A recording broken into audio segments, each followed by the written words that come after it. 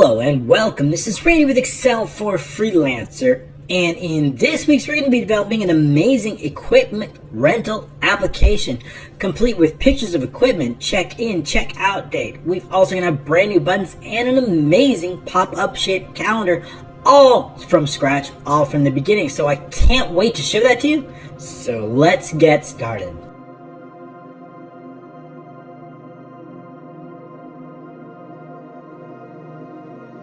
Alright, thanks so much for joining me today. I've got another amazing application I'm going to create for you right in front of you today, and that's going to be the equipment rental application. As you can see, we're starting out with an absolutely blank sheet. I do have some other sheets with some information on it, and we're going to go over that soon. Just before we start, if you have not yet subscribed, I would love for you to do so. We've got an amazing over 100,000 subscribers, trying to get to 200,000 subscribers with your help. So if you have not done so yet, I do create these videos each and every week for you for free, so I always appreciate it. In fact, here is a little preview of the invoice screen that we just started working on here in week 17, which is where we're at. But you should start anytime. It'd be great. We'll bring you week to week and how to build up amazing applications. In this particular application, this invoice screen, as you're taking a look at this here, we just started working on it, but end users are going to have the right to customize their own invoices. So when you click this customize, it's going to open up this brand new panel. It's going to show you be able to select any label, any data just by simply selecting it. It's going to display that, and then you can drag and drop those fields anywhere on the invoice they want, and that includes labels. And of course, they're going to be able to change the colors, change the look, change the borders, and everything they want on those invoices. Whether it's invoice details, they'll also be able to control the width of the columns, show the columns, hide the columns, display footers, show tags, hide tags, pretty much anything you want in a fully customizable invoices. That's just one of the amazing things that we have going on in this accounting application that I'm teaching you in the mentorship program. We've got an amazing chart of accounts field here. We're going to be able to be showing pop-up quick release features, a ton of amazing features in this application, so I hope that you will join us, and I'll include the links down below for the mentorship program. Alright, let's get started on this week's application. I'm going to be creating a equipment rental application that's going to allow you to use this application or sell this application or do whatever you like with this application, customize it. The first thing I want to do, of course, is drop this down, and we're going to save those first two columns for admin. You'll eventually want to hide them, so we're going to color them gray. This is where our details are going to go, and then you'll hide it. I'll include this top row for the title. In fact, we'll go all the way over to J, and I'm going to put just a fade out color as we have done in the past. We'll create a new color. I want to do a fill, and I'm going to do a fill effects. Create just something kind of a nice color to give it a good look. We'll go for this blue and then a lighter blue. And then on the row down, what I'm going to do is I am going to bring it a little bit lighter color here, and just this little mini row here, because I've spaced the rows out to help us move things along. I know these trainings can be long, and I know there's a lot of work, so I try to do as much as I can in advance as possible. So we're going to color that just a little bit, and then I'll give the background a color, and I'll probably go down to row, let's say just 30 or something like that. So basically what I want to do is I want to create a form, and this entire form is going to take care of all of our rental units here. We're allowed to be able to rent equipment, and what we're going to do is we're going to create a list of orders. Those orders are going to go on here. Every time we create a new order, it's going to go here. We'll be able to track the customer, the order date, created by date, the rent out date, expected return date. So this is where the tables are going to go. I've already pre-filled it with a list of equipment, and I've got some pictures in a folder here so we can see some pictures. I'm going to have these pictures appear on the form too, because I want to show pictures and show what kind of equipment people are going to be renting out. In fact, if you combine other trainings, we can create a receipt or an invoice with these pictures if you want. So we've got that. I've got a list of customers, just pre-filled out a few customers with basic information, nothing too important there. Order items, this is where our orders are going to go. So all the items that we ordered, and then based on order ID. So that means every time users can check out multiple equipment, right? So you can have one order with an unlimited number of equipment that they can rent out and return, and we want to pull a rate. And then I also have a calendar pop-up. This is something that I've used in the past. This is just a calendar that I've created. We're going to use this on the page, but what you can do is I'm going to show you how to use this calendar on any type of application you want. So it's great, but we do need to start out with this calendar page. This is a shape-based calendar, so you can change the colors and change all kinds of things on it.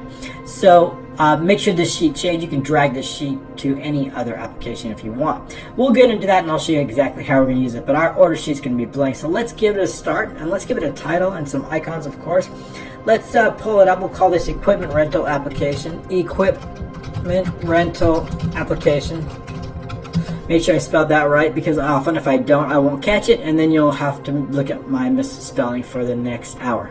Okay, looks good. So, and I'll increase the font something to probably about 24, and then give it a bold and italicize, and then we're gonna merge it across. Let's just say we'll go here to I, just so we can get a good idea of it. All right. So what I want to do is I want to create some fields here. We'll start in, let's say, 4. I'm gonna put the customer here,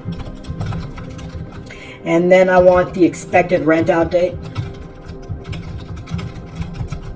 here, and then expected return date. We want an expected. We want to know when they expect to return. Expected return date, so that we can price out, at least give them an estimated price. And then I also want the actual return date, or actual return on. That's fine. Either way is good. So this way we can have a customer here, or the returned on, and then I want some more fields. I want the order number. We got to track each order. It should have its own order number, and the order date. What's the date that they ordered it on? This will be automatically created. And then I want it created by. We can put in whoever created by. We can put in whoever created the application, whoever created the order, I should say. Duration. What is the duration? This is going to be automated. How long are they checked it out for? Pricing can be priced on this duration, so that's really important.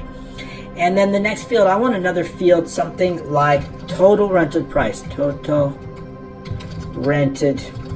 rental, I guess we could say rental price, because this is going to be all the items combined. Like if they have multiple equipment, we want the total here. And then I want to know how many payments they've made, in case they've made a deposit or they paid all in full. We need to know the payments. So payments will go here, and then probably total amount due based on the payments. So that'll be pretty easy. All right, so these are going to be automated, but payments is going to be entered by the user. So I'm going to color this white, just the fields that they can enter here. So created by, and then customer, rented out, these dates. These are all date fields, so we're going to put those in white because they're going to be formed, and I'm going to left justify those, left. And then I'm going to put, these are going to be right justified. I'm going to put a border around those as well, just to give them some kind of uniformity. And I'm going to put a table down below too, so I'm going to right justify those, format those, and I'll put a border around those because I want it to be a nice clean look. And I'll use a color consistent with my theme, so I'm going to use this darker blue here. And then I'm going to put it all the way around, but I'm going to put a dotted line on the right. I'm going to do the same thing, except the dotted line is going to be on the left. As I hold down the control, select all the fields in which where a user is going to enter. In fact, I'll add these two. Format those cells. And then I'm going to put the borders, just a solid border on the left, and the right, the top, and the bottom. Alright, so the same thing with this one here. I want to do actually I want to put the number of days here, and I want to put the formula here. So let's put that in there. Format cells. And then I'm going to do the same thing with the border here. Just added this color border.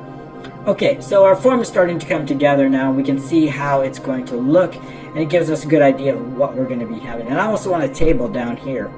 Let's just format those cells. That's where we're going to be putting in our formula for the calculated number of days. Now, the calculated number of days can be based on two factors. It can be based on the expected rent out date and the return date, or if there's an actual return on, it can be based on the rent out date and the returned on. So we need two different, so the duration can be based on either one of those. Then in 12, I want a table. So I'm going to put in equipment.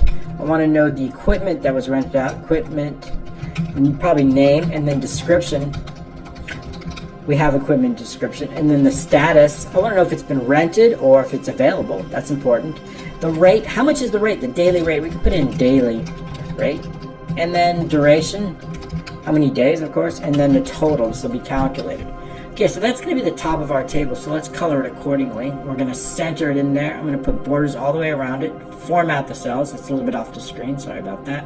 I'll drag it up. I'll use the same border color, and I'll color the outside and inside, and then I'm going to give it a fill, again, a fill effect, so that it looks a little bit different than everything else. And then I'll use this fade out color here. Okay, so now our table's starting to come together, and I'm not going to create a very large table because I want to make sure it's on the screen for you. I don't want to go off the screen too much, so let's go down to, say, 26. And then what we'll do is we'll format those cells, just create a little bit of a table here. Again, using the same colored border all the way around. I'll use just a letter, maybe a letter dotted line in here. A little bit lighter in the center vertically. Okay, and then I also want to alternate the colored rows. So we're going to add conditional formatting to color alternating rows, color the even rows. How do we do that? We'll use a formula for that. And then something that's automated for me, because I use AutoHotkey. You can download that for free, and it just automatically types in this formula will color even rows. 2 equals 0 means even rows. So I want to give it a format and a fill. Use this, but a little bit lighter. So I'm going to drop it a little bit lighter here. And that's going to give us alternating rows so that we can easily view our table contents much easier. Okay, it looks really nice, but I'm going to color it. That does look kind of nice. I'm going to color it white though. The rest of the cell is white so we can get a nice table. Okay, we'll make these bold. Control B is going to do a quick way to bold. It's coming together nicely. This is going to be a formula. This is going to be the customer order number. Looks good. Now let's add in some buttons. I'm going to put some buttons. I also want to put a picture. So let's actually drag this over here. And I want to increase this table. I think I want a picture here as well. So let's do that. Let's put a picture in here. And I want a picture of that so we can also put a border around this too, because once we select an item, let me just go down so you can see it. I'm just right clicking and formatting the cells if it's off the screen here. Adding the border, so that picture is going to go there. So when we select an item, equipment item from this table, the picture of the item is going to show up there, which is kind of a nice feature. Okay, that looks good. We can bring this over, just color the outside a little bit so it looks a little bit nicer. And color the outside a little bit so it looks nicer. I'm just going to copy, paste that down there and bring this down here so that we get all the way around the table. Okay, so now we've got a nice, all the way around, it looks nice. Okay, so the look and feel of it is correct. Now I want to add some information in. I need to know whether this is a new order or not, new order. I also want to know the row of the order row. And I need to know from the next order number, next order, because we're going to have to keep track of all the orders. And if the order is loading or not, order load. That means when it's load. What I want to do is when a user puts in an order number here, like 1, I want that order to load automatically. I'm going to show you exactly how to do that. So everything's going to come up. And I also want to know the selected row. That means the selected row in this table. When a user selects row, I want a few things to happen. I want that row to be highlighted, and I want to show the picture, if it's available, of the item right here. Makes it for really, really nice and really easily to look at. So we've got that, and let's color these accordingly just so they stand out, something different like this green. Now we've got that all ready set up. So what I want to do is I want to add some information. I also want to add some buttons on here. So let's add some buttons. Let's put in some nice big buttons. We're going to use a square button, something within the theme of the table, and I'm going to put in the buttons right here. Alright, and let's size them accordingly. That's a little bit too big. 0.4, let's say, and then 1.6. We've got to put about 4 buttons in there total, but let's get that all. Let's put the shape. Let's use probably this one here. It looks nice. And then what I'm going to do is I'm going to duplicate that. Control D, Control D, Control D. 4 buttons. I want 4 buttons. And really only 3 buttons are going to show at any given time. So we can drag these down here. And then I'm going to put this one over here just for now. So we're going to have about 4 of those buttons. Alright, I've got some buttons I want to enter. So let's enter. I've got some saved up. I'm going to use all of these here. I've just saved them. So we're going to print, and then we're going to, let's just adjust the height to 0.3 or something like that. Something a little bit smaller and manageable. And one of them is actually the icon that I'm going to be using for the application, which is here. So let's bring this up, and I'm going to increase this a little bit so we can see a nice, okay, good. That looks very good. And let's change the font to something a little bit bigger, and the color here so it looks a little bit nicer. Okay, so now we have a nice look, and now let's go ahead and place these on our button. So what do I want? I want a delete button here. I also want a save and update button. I want a cancel new button, and I want a new order button. Good. I also want to use a calendar pop-up. It's going to be really nice. I'm going to reduce this down, and I want this basically to display inside this. I'm going to make it a little bit bigger. Let's go with 0.17. And I want basically when a user clicks on this, I want the calendar to pop up, whether we're here, here, or here. So it's going to be in either one of those 3s.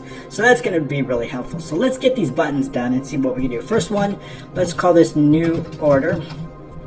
And on all of the buttons, I'm going to click them all, and I want to make them all right justified, although they're not all going to be in the middle. And then let's increase the font until we get something that we like. Make sure we got a white font, perfectly white, and maybe make this bold. There we go, that looks kind of nice. All right, so we've got that, and then maybe the font's a little bit too big there. I'll drop that down a little bit. Okay, and then we can center this actually. All right, so individually we'll have to space them out a little bit. Okay, so we got the new order, and then I want this, we're gonna call this one save or update, save or update. And then this one's got a little bit of text, so we'll right justify that. And then I want delete, let's see, call this delete order. And we can right justify that one too, it's a little bit bigger text. And then the last one is gonna be cancel new. I only want this to appear up on new one, so cancel new. I only want this to appear on the new mode. Okay, and this is only going to appear, so basically it's either going to be cancel new or new order. So not both of those at the same time. So I'm going to hold down the control, and then what I'm going to do is I'm going to group both of those, and I'm going to call this cancel new button.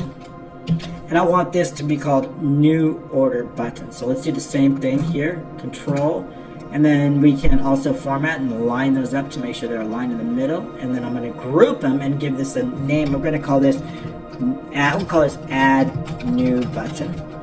And then I also want the save update here. So again, let's move this over here, center it, control, group it, and name it. We'll call this save update button. And then the last one, we're going to call this just the delete order button, again here. And then we're going to go ahead and line it up here, align the middle, and then group it, and then name it delete order button. Okay, we've got that done. Now we've got everything nicely. Let's just space it out accordingly. Holding down the control, I'm going to align the lefts, and then I'm going to distribute it vertically here. Now all our buttons, and I also want to place this cancel new. We're not going to show cancel new and new at the same time, so I'm going to place it on top of each other, and I'm going to send it to the back. Okay, so now we've got our buttons set up. We got new order, save order. Perfect, everything's looking really good. Now what we want to do is I want to add some named ranges for those. Those are really important, especially with customers. So let's go ahead and do that. In the customer name, I've got different customers, so I want to add a dynamic name range. So to do that, I'm going to go into the formulas, name manager, and you'll see two already. Those are based on the calendar, so those are pop-up calendar, and we use those. So we don't worry about those for now. We'll just focus on this customer name. Okay, and so what is it? I want to use an offset formula because it's dynamic. So I'm going to start out with offset, and I'm starting out in row 2 because that's the header, but we don't want to include that. But the reason we start out with the header is because when there's no data, it's going to not prevent an error. So start at an A2, comma 1. 1 means one row down, comma, count A. But I want to count all of the ones. What I want to count? I want to count all of them, including, let's say, A through a large number like 999. That's going to count all the ones with text. But I want to subtract one, again, because we're using the first header row, which we don't want to include. So we're going to subtract 1, comma 1, means just one column. All right, tab out, tab back in, make sure the dancing ants cover all the data as they do here, all the way from A3 to A7. We're good to go. So now we've got a customer name. Well, let's add more. I also want equipment name. We've got equipment. I want to do the same thing for equipment. So let's just highlight this again.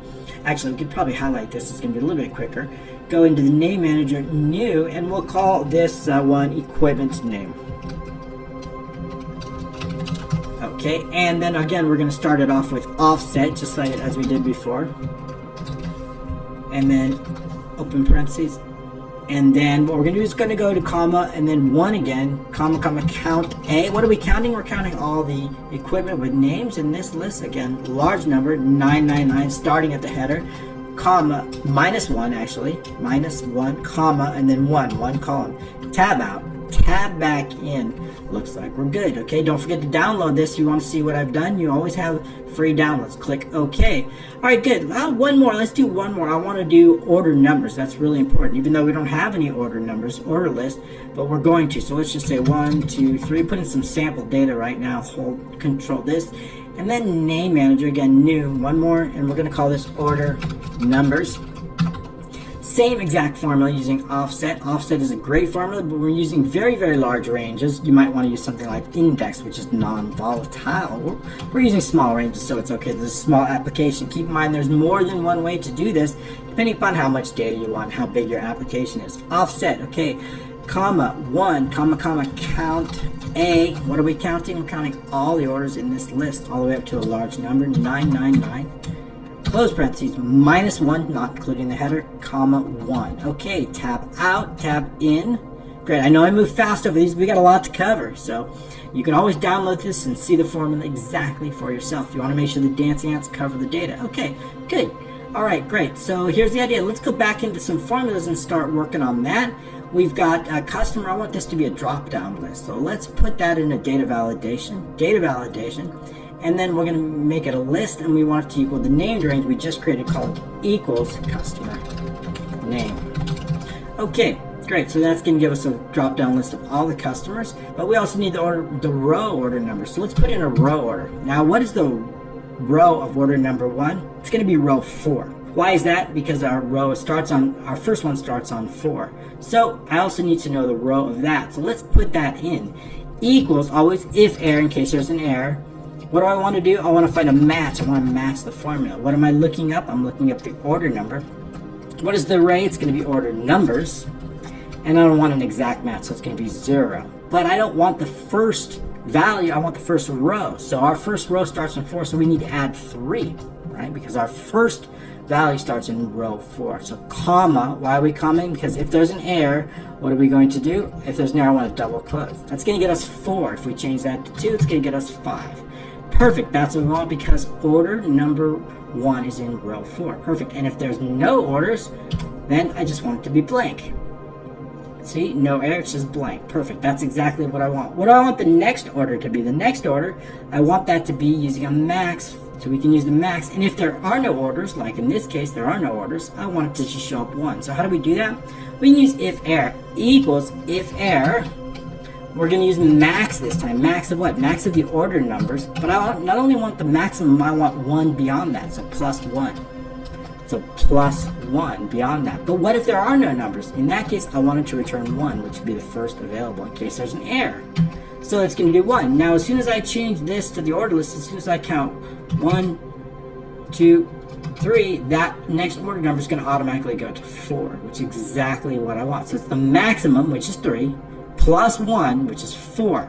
Okay, this is going to be a true or false, so a Boolean, so we can select that. I also want to know the selected row and add conditional formatting. So for example, if the selected row is 13, I want to highlight that row based on this row. We can do that through conditional formatting. If we highlight all the rows and add a conditional formatting rule, create a new rule, and then use a formula to create that, we can do equals, what is it going to be equal? Whatever's in B7, and then equals row, open and close parentheses, row, open and close parentheses. Now I want to format that very different than what it is, so I'll just use a contrasting color. Let's go into fill effects and use a very contrasting color. We'll use this, and then what I'll do is I'll use a bold font, so like this, and I'll use a white font. That'll stand out, bold and white, and it's going to stand out a lot. Okay, good. So now we've got that. So now if we type in equipment name, good. All right, but let's do that. Let's type in some equipment names. In fact, I want a drop-down list here, just as we did for the customer. So we'll drop that down, and I'm going to data validation. Data validation here. I want to create a list, and a list based on the equipment name. So equals, we just created equipment name. Click OK, and that's going to give us a drop-down list. Perfect. Okay, so now we enter. But when I enter this equipment name, I actually want to show the description, the status, and the daily rate. We have all that we have the description, we have the status, and we have the daily rate. So I want that information to appear. But the best way to get that information to appear is we need to know the row number it's on. In fact, this is on row 3 and 4. So how do we get that? Well, we can use the same type of a match formula using if error. So I'm going to put a formula right here, and eventually you can hide the results just by changing the font color. Equals if error. We're going to use a match. What are we matching? I'm going to match up whatever's in D13. D13. And then I'm going to match it based on the equipment name, comma 0. I want an exact match. And so again, I want the row. What is the row? It's going to be plus 2 in this case, plus 2. Plus 2, because the first one's going to be on row 4, I think. I'll check that in a second. Comma, what if it's an error? Ending parentheses. Okay, so air compressor is on row 4. Let's take a look. Air compressor is on row 4, because our first row starts in 3 in this case. That's why we added 2. Perfect. Okay, that's what I want. Let's go back So we've got that, and we can just drag that all the way down there, and it's going to provide a blank because there's an error, but as soon as we add something on the first row, it's going to provide the error. Now if you want to hide these, which you probably do on yours, just go into Home and then change the font to the existing color, to the background color. That's going to hide it, which is great. But for our purposes, I want you to see it so we can continue on. And we're going to write some additional code very soon. That's going to put in the description, status, and the daily rate. All right, very nice. I also want a pop-up calendar. When you use the selects here, I want this little icon to appear here. So let's give this icon a name. And why don't we call this Cal Icon? So now it's got a little name so we can refer to it within the code. And I want to format these based on the currency. So we're going to click currency symbol. That is what I want to format these as a long date. So we can format those long date here. And this one's going to be a short date. All right, it's coming together. We've got a customer list now. We've got an order number. We've got the format. So if we put in a format here, perfect. What do I want this to be? I want this to be the total of what is in here. We're going to put a formula in here. So let's write that now. Equals sum of what? And sum of all the totals here. All right, great. So we have the sum. And what is this? This is the amount due is going to be equal whatever the total is. So if we add, let's just say 150, and we're going to also format this as a currency. Good. So now we have this. So now I want to know the total amount due is equal to the total rental price minus the payments. All right, great. So as soon as we enter a payment in here, it's going to show the amount. Perfect. So now we're getting there. We're getting a lot closer now. All right, let's get onto that calendar. Let's change this to return on, make it a little more clear. So let's get into that calendar. I have a pop-up calendar here that I created. This is a shape-based calendar. It's really cool. I'm going to copy this, Control C. I'm going to place it on this order sheet here. I only want it to really appear when the user is selected. I'm going to change the color, several colors here, anything that we like. We can probably go with this blue here. That's kind of close to what we want. Okay, so basically what I want this calendar to do is when I click this icon, I want it to pop up, and I want this calendar to hide otherwise. So let's write some code to do that right now. It's a great little calendar, and let's work on that. So we're going to go into the VBA to start working on our VBA and get this application created. It's going to be amazing. So into the Developers tab, if you don't have the Developers tab, you can go into the File and the Options, and you can find that Developers tab and then Customize. Clicking right here on that checkbox. You can also use a shortcut Alt F11 to get you in there. I do have some code. This is a pop-up calendar. This is the code that runs the calendar. That's the only code that I have on there. You can take a look at that. We're going to focus on something different today. We're going to focus code on sheet, and I'm going to be creating a lot of other macros, but this pop-up is just to run the calendar. Okay, so let's take a look at it. What do we want to do? Well, the first thing what I want to do is when I select on certain cells, I want this calendar, this icon to pop up. What cells are those? Those are going to be cells E6, E8, and E10. So let's write some code to get that calendar to display, that little icon here display, and I want it to display only when you click on those cells. Otherwise, I want it hidden. So we can use selection change. So we're going to click on worksheet, selection change. So we're going to write code in here. Now, if the user makes a change to one of those, we want it to happen. So let's also write some code to prevent some errors. So I'm going to write if target dot count large is greater than, let's use just 10, then exit sub. What that's going to do is going to prevent errors when user selects on a large range of cells. So that helps remove some bugs. That's just something I write quite often. Okay, so we're going to focus on selection change. So first thing I want to do is I want to write if not intersection. Now I wrote that code automatically and very quickly because it's part of AutoHotkey. That's a software that helps me write code very fast. And it's also free on the internet called AutoHotkey. You can download it yourself. E6, of course, is what we're going to be focusing on, along with E8 and E10. When a user makes a selection on one of these three cells, I want something to happen. What do I want to happen? I want to have that pop-up calendar show up. Then I want it to show up. So what do I want to do? Let's just write some notes so we know exactly what we're doing. On selection of date field, display calendar icon. Okay, so we're going to know what we're doing there. So when user selects that, then what do I want to do? I want to say with shapes, right? With shapes. We've already named it Cal Icon. We've given it that name, so let's refer to it Cal Icon. What do we want to do with that? Well, the first thing I want to do is I want to display it based on I want to position it. So dot left to position it. And I don't want to place it inside the cell. I want to place it actually, what I want to do is I want to place it on the cell to the right. So I really want to place it right here.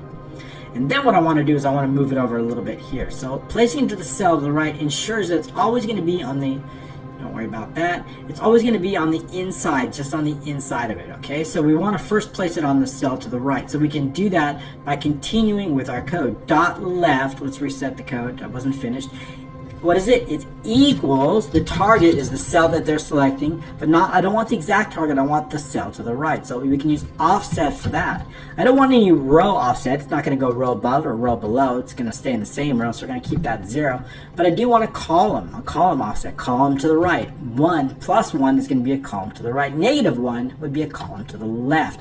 Dot left, I'm going to do the same thing with the top property. Dot top, again, equals target dot offset, again, no rows, up or down, 0, comma 1, one column, and then dot top.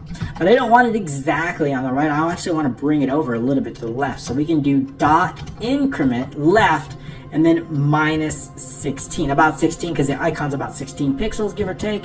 So I want it to move it to the left. And I don't want it exactly on the top, so I'm going to move it down a little bit using increment top. To move it down, we go 1. So in this case, down would be top. Let's just say 1. The last thing I do, I've used those 4 lines to position it exactly where I want, but I actually haven't made it visible yet.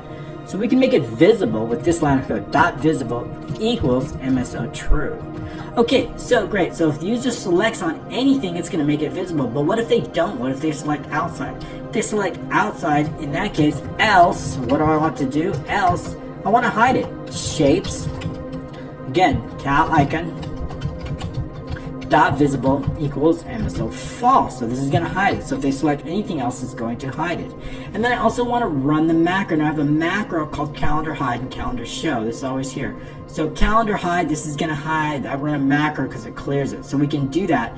That hides that pop-up calendar. So I'm going to copy that macro. And then I'm going to go right in here. And I'm just going to write in calendar hide. So perfect. Remember, we only want to, I'm going to run the macro.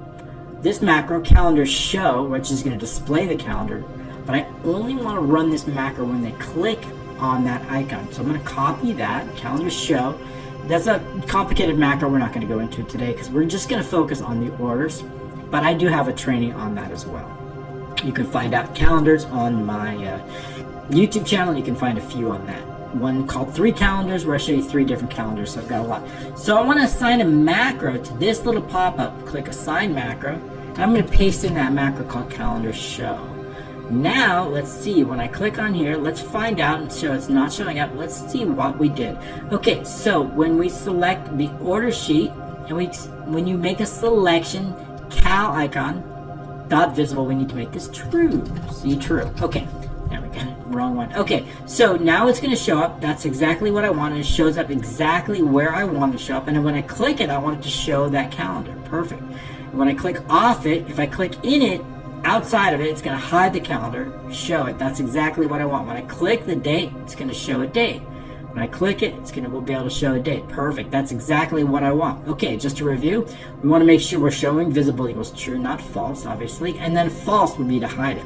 Great, so now we've got our calendar feature. Let's write additional code. So I also want to load the item. Remember when we change this, I want to load this item here. So that's on change event. So let's write some code for that. Meaning we're actually going to make a change, not a selection, but we're actually making a change. I want the description, status, and the daily rate to show up. And I wanted to pull it from this equipment here. The description, the status, and the daily rate are going to pull that up. So how do we do that? Well, okay, let's take a look. Let's format this. I think we didn't format this as a currency yet, so we can do that. All right, let's do that. And that's on change events. So what do I want to do? We've got worksheet, but this one's changed. So we're going to click change.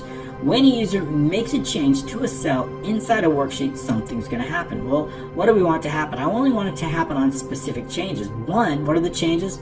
Few things. One, I want it to only show up when we make a change to anywhere between D13 and D26. So let's write that code, D13. If not, range is nothing, then what do we want to do? Again, let's change this to D13 through D26. That's the change. So if they make a change, then that's what I want to happen.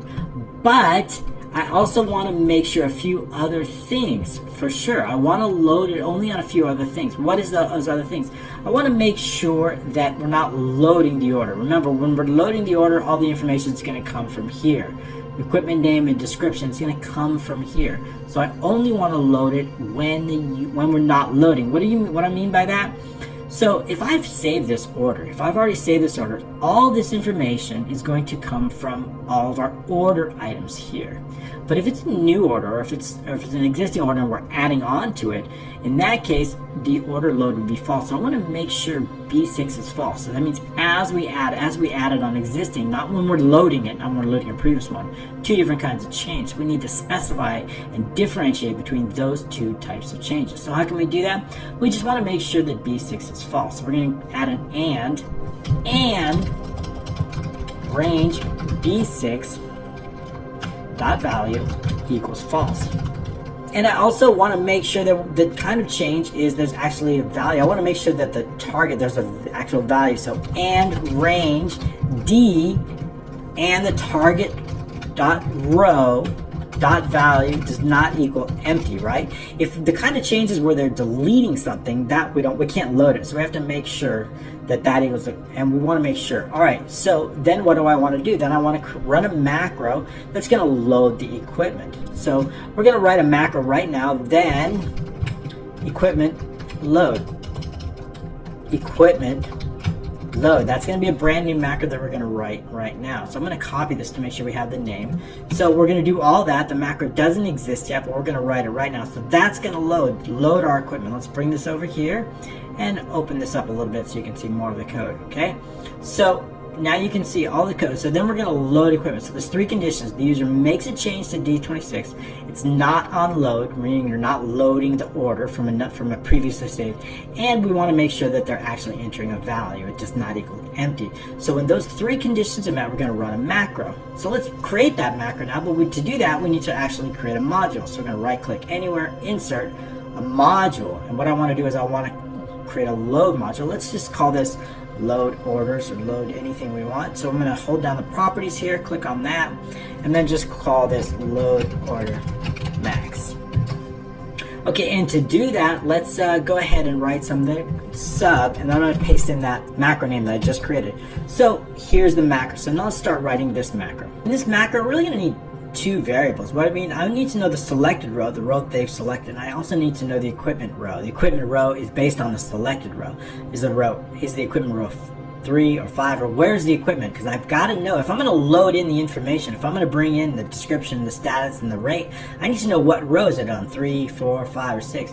But I also need to know the row the user has selected. What row are they currently on? That's important. So we're going to define both of those into variables. So we can do this. Dimension the selected row as long, and also the equipment row.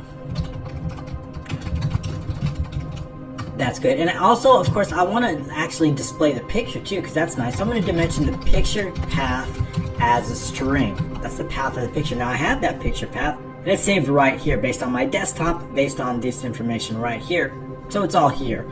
So make sure you have your pictures too. And make sure this path is correct. You want to make sure it's a correct path to the pictures. All right, so I also wanted that so that I can load in the picture. As soon as I load it in, I want the picture to display right here in this box right here. So how do we get that? Let's continue on with our macro. Of course, we're focused really with sheet 1, so with sheet 1. And then we can continue on. I want to make sure that B7 does not equal value. We have to, of course, we need really two things. In order to load our row, we need the selected row. That can't be blank. And of course, we also need the equipment row. We need to run checks to make sure both of those. So we can start out with the selected row. If dot range B7 equals empty, equals empty, then exit sub. Nothing we can do, we can't load anything unless they've actually selected a row.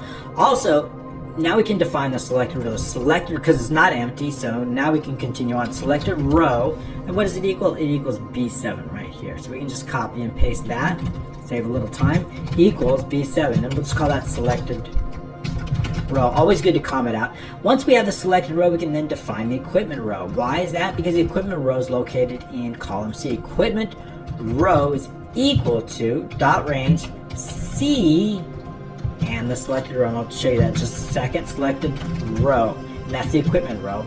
Equipment Okay, so we've got that. Of course, it's C in the equipment row, which is right here. C in the equipment row. That's going to be our row. So we know that. Now we can define that. We also want to make sure that that's not blank, because if it is, we can't load anything. So we can do if equipment row equals 0, then exit sub. Just in case they enter wrong, we can't do anything on that, just in case.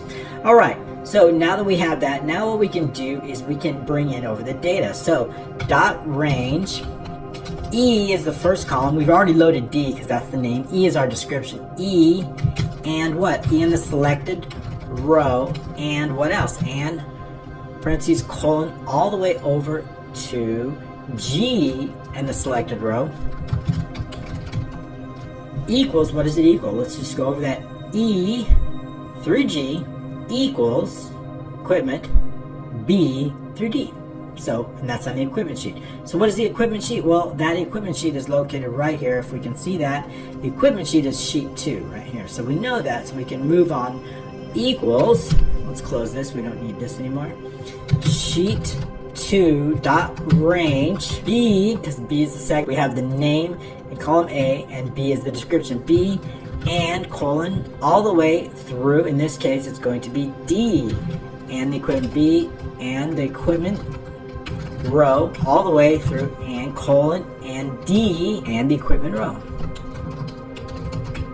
Okay, let's just take a quick look at that. E in the selected row through G in the selected row equals sheet 2 B in the equipment row and D in the equipment row dot value. That's going to bring over all the information dot value. Okay, so that would be the description, that would be the status, and the rate. Okay, let's take a quick look at that to confirm, double check we're on the right page here. Description, status, and the rate. Bring that over there, B through D. All right, okay, so now we're good to go. And let's take a look. What else do we need to write? Now we're going to write the picture, but let's just take a look at that and see where we are now to make sure we're in the right place. Let's just double click on that. We don't need the end if because we have the macro right here. Right, we don't need this because we have it right here. So we don't need it, and if it's all in one line, we can just remove that. If it's all in one line, you don't need to know. But if we were going to be doing something, we would use it, we could do this as well. Let me just show you what it would look like if we didn't have it. If we wanted to keep that end if, we would have to do enter, and then we would do end if. That would work also, okay? So we can do either one of those. Let's keep it this, it saves a little more space. Both are the same. Okay, so let's double click on this, and then now we have the description, the status, and the daily rate. Perfect. Okay, so, but I also need the duration. That's really important. What is the duration? Well, the duration is going to be basically whatever is equal to what's in G. So, and what is the duration? Let's put a formula in the duration. The duration is going to basically be if we have a returned on date. If we have a returned on, then the duration is going to be the returned on date minus the rented out date.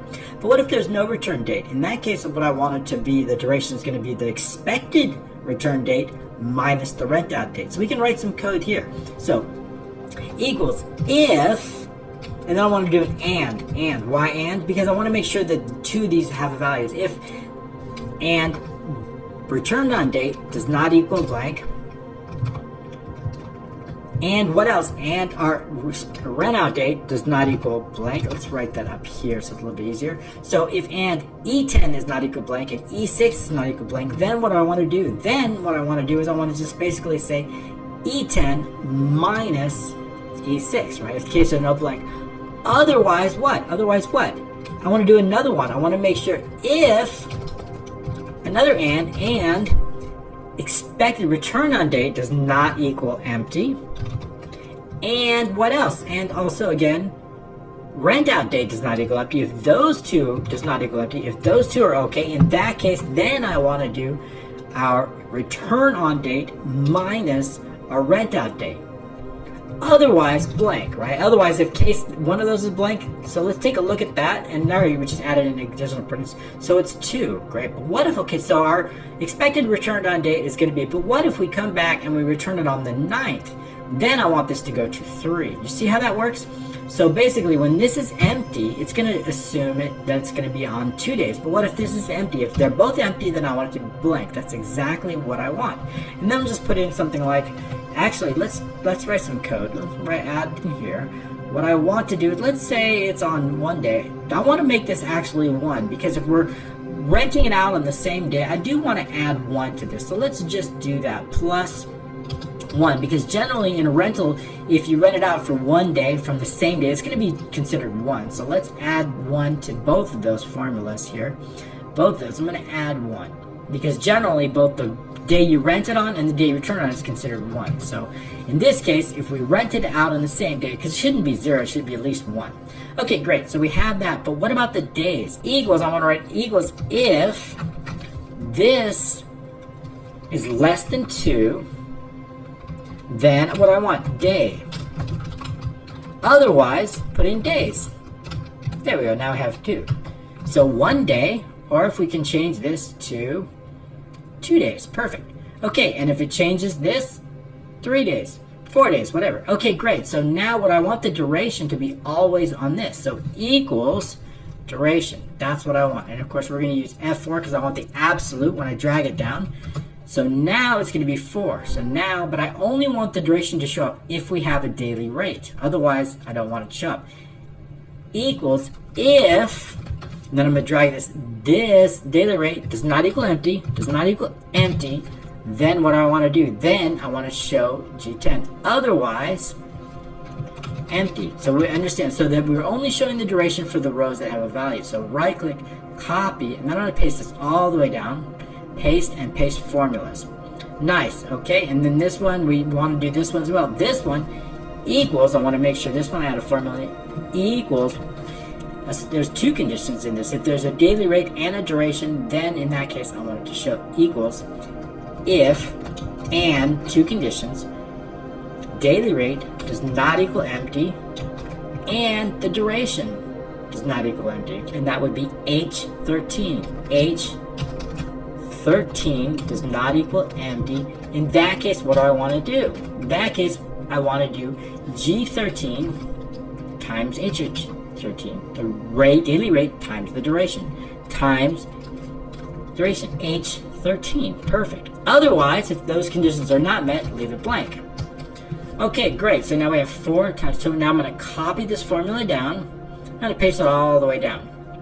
Paste formula. Okay, great, so our formula's working, but now what I want to do is I also want to update B13 based on the selected row. So let's write some code. So as we select a row, I want B7 to change. So let's go back into the code, and this is going to be back into the selection change right here. And what I want to do, I want to write some code. If not, the user makes it, then what I want to do is I want to show that row. If they make a selection change, to what is a selection change? In this case, it's going to be anywhere from D13 all the way through I26. So we can write some code. D13 through I26. Then what do I want to do? Well, the first thing I want to do is I want to make sure that B7 is updated. Range B7 dot value equals target row. Okay, so let's select on different rows here. Now we got it. Now, all right. So now we've got it. Now we understand that we're selecting on different rows. So let's select on this and let's load this. And let's try another one. We got that. All right, so now our loading, our duration is automatically, let's center this so it looks a little bit better. And now we've got our totals, and our totals are already updating. Perfect. It's looking really, really good. What do I want to do now? I want to save this order. I want to make sure everything is saved exactly one. And I also want to load the picture. So let's load the picture in. Let's continue with the load and load the picture in, because I think we'd want to do that. So we're going to continue. We have the work order loading, but I still, when we add a specific equipment, I want to add the picture of that and display that so it looks really nice. So how do we do that? Well, we know that the picture path, we're going to define it. Where do we know it? We know the equipment row. We know what row is, but now all we need to do is get the picture path, and it's going to locate it in E. So let's do that right now. But we can write a different macro, because why do I want to write a different macro? I want to write a different macro because I want this picture to load in a few different ways. One when we're adding into it, and one when we select on it. So for example, if I select, I want that picture to load here on the right side. If I add a new item, I also want the picture to load. So in those two instances, I want the picture to load. So I'm going to write a separate macro for that. So let's go ahead and write that right now. And then what we're going to do is I'm going to add that macro to right here. So we can do that here. So let's write in sub equipment load pick. Okay, so again, dimension we can actually copy this because it's going to be pretty much, we don't need the picture path here. We need it actually. Let's copy this, and I'm going to bring it down here, and then I'm going to get rid of the picture path. We don't need it here. We're going to use it down here though. So we do need it down here, so that's important. All right, so let's get into that with sheet 1. Always going to be focused on sheet 1 for the most part for this training. And then I want to remove any picture. First of all, because if we're loading it, we could have an old picture there. So the first thing we want to do is remove any picture. But if the picture doesn't exist, it could create an error. So the best thing to do is start with on air resume next. And then dot shapes, because we're already focused on sheet 1. I'm going to call it equipment pick. And then dot delete. So if there's any existing equipment picture from any other equipment, we want to delete it first. And then on air go to 0. So that's going to go. So that way it'll end up. That just deletes the picture if it exists. So that's a good way to start. All right. Now that we've deleted any picture, now we want to make sure that, of course, we want to make sure that B7 does have a selector row. So I'm going to copy this here. Since I want to redefine the equipment, I'm going to actually copy all of this here and bring it down here. We're going to do the same things. Again, I want to define all that the equipment row, so we've got that. It's just quick, easier. So now what I want to do is I want to define the picture path. So the picture path is where we know it's on sheet equals sheet 2 dot range E in the equipment row, E and the equipment row dot value, and that's the picture path. Picture path. So we have the picture path defined out, but we do need to make sure that it actually is going to lead to the correct path, right? Because it could be it could be from another computer, could be issues if there's not a specific and proper path. So let's write some additional code. So on air resume next. I want to check that picture path. If we can do that with directory, if directory of the picture path and then VB directory equals, or we can just use does not equal, that's probably good, does not equal empty, then what? Then we know the picture path exists, and if, then we know it exists. So picture path exists. So now we know it exists. Now we can write some code to display that picture. So with dot pictures dot insert. And what are we inserting? Picture path. And path. Okay, so we're going to insert that picture. We want to insert it. But what do I want to do with it? Then once it's inserted, I want to define it. So with dot shape range, that's the picture itself that we're focused on. I want to do a few things. I want to lock the aspect range. Lock aspect ratio, because I want it to show up, equals MSO true. And what else? I want to set the height. Dot height equals about 150, right? So I want to make sure we're probably about 150. And then I want to set a specific name. That name is very important, so we know it's always going to have the same name. Dot name is equal to, again, equipment path. Equipment path. Equipment. And I want to set a name. Make sure we have a specific name. Equipment picture. That's the same name that we deleted up there. It's always going to be the same name. So we're going to set that name. Okay, great. So now that we're done with that, we can move on. Okay, so we're done with the pictures. So now we can refer to it by name. So we can do something like with dot shapes, and then we know the shape name, equipment, because we've already named it equipment pick. Now I want to display it, right? I want to display it in a specific location. So dot left, where do I want to display it? I want to display it right about here, right in J13. So let's write some code to do that. Dot left equals sheet 1. We have to specify the sheet again because we're on shape, so that's really important. Remember, we're on with shapes, so we always need to specify it again. Shapes range J13. Dot left. We want to do the same thing for top, so we can just copy that again to make it a little bit quicker, and then dot top equals sheet 1 J3 dot top. Okay, so good. Now it's going to be the top left, but we want to bring it down and bring it a little bit to the right. If I just left it right there, it'd be hugging this border right here. I want to bring it down a little bit, and I want to bring it to the right. So we can use increment for that. So dot increment left. I want to move to the right, so it's a positive. So in this case, dot increment left would be probably about 5. And then dot increment top, which is down here, I want to move it again I probably down a little bit, maybe about 5. And the last thing I want to do is make it visible. Dot visible equals MSO true. Okay, perfect. There we go. And then I'm just gonna right here, let's take a look. I think we're good to go. And let's test out the code, fix any bugs that we might have, and then we can move on. So what I want to do is I want to load this, but I also want to run this macro right when we're adding an equipment and when we select on a line. So I want to load the picture when we select. So let's copy this and bring it the order sheet. Remember, what we're doing is we're adding the target row. Remember, if we select inside a range, I want to also add the picture when we select on something. So I'm going to write that. So not only do we want to put the row, I want to put the picture there too. I'm going to load that. So let's take a look and fix any issues that we might have. Variable not defined. Equipment, I got to fix the spelling on that. Okay, continue on with the code. All right, looks good here. Perfect. So now we have the picture right where we want it. We could probably move it over to the right a little bit. It looks a little bit to the left. So let's move it over to the right a little bit. To do that, just add left. Let's make that 15. Now it's kind of more centered. I like that a little bit better. Okay, good. So it works when we select, but what about when we add a new item? Let's fix this, debug. Now we want to make sure the equipment row C, we can't add an equipment picture unless there's no value. So let's write that code there.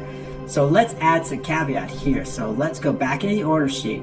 Remember, we can't load this picture unless there's actually a value in C, right? C must have a value. So want to make sure if range C and the target dot row dot value does not equal blank, right? We can only add then load the picture, right? We can't do it if their C doesn't contain a value. So we can do that right here. So now when we load it, line doesn't work. Only when C contains a value. So I like that much better. Okay, so let's save our work. It's always important.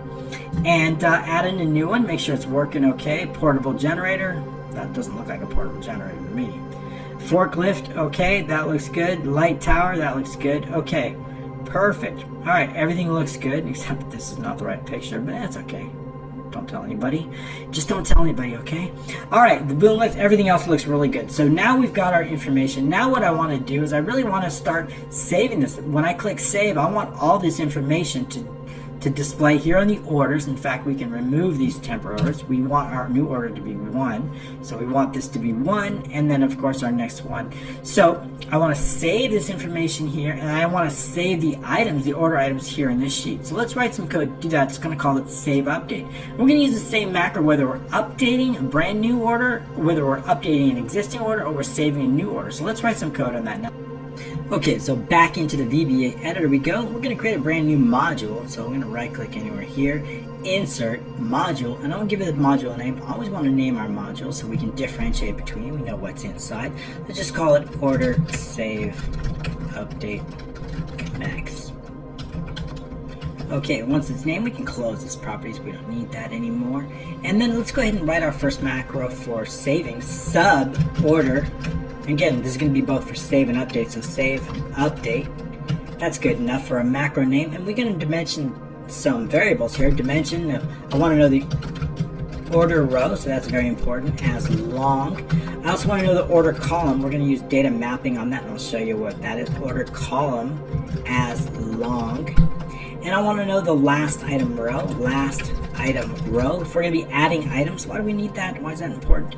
The last item row, all of our items, right? All these items are going to be saved in a different table. What table is that? It's going to be called order items. So if it's a new item, I need to know what's the last row, and then I'm going to add more rows. So that's very important. If it's an existing item, we'll just update the existing item. In fact, let's go ahead and do the data mapping right now. Let's take a look at the order list. I've already data mapped it, but I'm going to delete it because I want to show you. Well, I'll just show you. It's easier since this video is long enough. What we're going to do is we're going to take a screenshot of this, and I'm going to show you exactly how I'm taking a screenshot using my screen software. It's already updated because from a previous. So what I'm going to do is I'm going to copy this from my Snagit software, and I'm going to paste it right back into the application, just temporarily, but I'm going to paste it in right here. This is going to help us map the data. It's already been mapped for us because I did this previously, so it can make it a little bit quicker. So the idea is, what I want to do is order number. I need to know what cell that is. If we look, it's G4. I need to know what customer that is. If we look at the customer here on the screenshot, look at its E4. Order date, right, is going to be located right here. It's in G6. So that's a data mapping. So what I'm going to do is I'm going to go through each of these columns, each of these cells, starting with 1 and going all the way to what column equals column. I want to know what's the last column to go to when we're saving it. 8, column 8. So great. So we're going to go from 1 through 8, and we're going to take all this information based on this cell and put it in the row. So we know the row and we know the cell. So that's data mapping. It helps us map data from this form and bring it into this database with just a few lines of code. All right, now that we use it, I'm going to go and delete this screenshot, but that's going to help. So when you want to create your data mapping, save the first row and make sure you're mapping like the expected return date on E8 must be the expected return date. E8, okay? It's always mapped. That's going to really help us write some code. So I'll show you in the code how that's so much easier. Okay, so let's go into it. So we've got the last item row as long. Also, I've got a few more. So let's go dimension the item database row. I need to know what row we're focused on the item as long, because we're going to go through the rows and update those. Item row. I need to know what item row. Why do we need to know the item row? I need to know as we're going through these items, we're going to be saving all these items. I need to know what item row. Is it 13, 14, 15? We're going to go through all these rows. I also need to know the last item row. So that's really important as we run through them. So let's go ahead and put that in. And then we also want to know the equipment row. Equipment row as long. Okay, so now we've got all those dimensions. Now we're going to focus on with sheet 1 as we will. Okay, and what do we want to do? First, I want to make sure that we put some required fields. We can't save this. At least let's put a few required fields. I'm going to make E4. We got to have a customer, and we definitely need to have G4. Those are the minimum. Probably going to need more than that, but for our purposes, we'll keep it simple. E4 and G4, those cannot be blank. So let's write some code to make sure. If dot range E4 dot value equals empty, or dot range G4 equals empty, then what? Then let the user know. Message box, please fill in the required fields. And then you can just put some more text in there, but that's okay. Exit sub. That's okay for our purposes. At least they can't move on without at least entering those 2 required fields. Order date. Order number should be automated generally, but we'll keep that in mind. Okay, next up, we're ready to continue. Next up, we want to make sure, we need to differentiate. We need to know, is it's a new order or is it an existing order? Because you can use the same button, the same macro for both existing and new orders. You know what? I don't like the bullet on this. Let's just format that. I'm not loving that because it's hard. It looks a little bit blurry if it's bold. So let's just highlight those and then change those out to bold. Okay, it looks a little bit better. Okay, so it looks more clear. Now that we can see, so we want to know, is this an existing or new records? Because I don't know. So we use that based on whatever B3 is. B3 is going to tell us if it's a new order or not. In this case, this is our first one. So we're going to set that to true. Our first order is true. So it's a new order. So we need to know that, because why do I need to know that? Because if it's an existing order, we're going to update the existing row. If it's a new order, we're going to add a new row. So we need to know that based on the order row, so we can continue on with the code, but first we need to differentiate that. So if dot range B4 dot value equals, actually we can use B4, we have 2 options here. If the order row, remember the order row is going to be empty because it's not found. So we can use B4, I guess, as empty, or we can use B3 as true. Both would work, either one. We'll use B4 just in case. So if B4 is empty, it also means it's a new order. 2 different ways. B4 value equals empty, then it's a new order, Okay, and then we'll add an else here too if it's an existing order. Else existing order. Okay, so what if it's a new order? So if it's a new order, we need to get the order row. So the first thing we want to do is order row is going to be equal to sheet 4. Remember, sheet 4 is our order list here. So sheet 4 dot range A, and then let's go use a high row 99 dot end XLF dot row. That's going to give us our last row of the value, but I want to add +1. It's going to give us our first available row. Okay, so now that we have our first available row, we're good to go. But what if it's existing? Well, if it's existing, our order row is really in B4, right? B4 contracts. If it's empty, it's going to be new. If it's existing, so our order row is equal to B4, existing order row. right? Okay, good. So for example, just so we know we're on the same page, so what if we have an order in here and our order is 1? That's going to tell us that order 1 is in row B4. So we would know that it's in order rows automatically changed to 4. You see how that is? Because of our formula. But right now, we don't have any order, so I'm going to delete that and make sure that we create a new order.